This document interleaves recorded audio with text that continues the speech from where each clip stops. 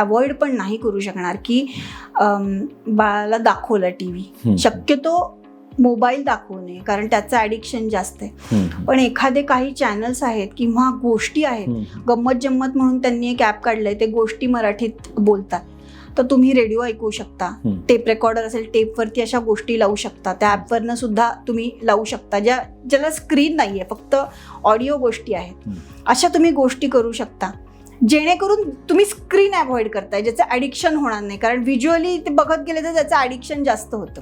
या गोष्टी सोडून घरगुती तुम्ही खूप गेम्स घेऊ शकता.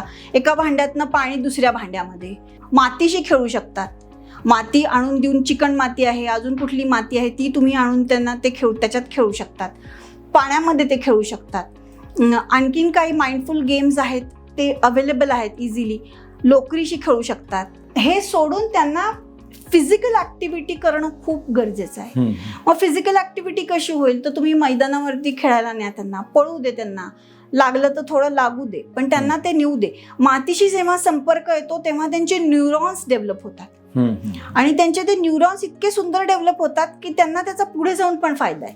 म्हणून मातीशी खेळू द्या, खराब झालं तर होऊ दे, पण त्यांना या सगळ्या नॅचरल गोष्टी आपण करायला प्रवृत्त केलं पाहिजे. मग जेणेकरून त्यांची ती एनर्जी थोडी खाली आली की मग ऑटोमॅटिकली ते खाणार आहेत, झोपणार आहेत.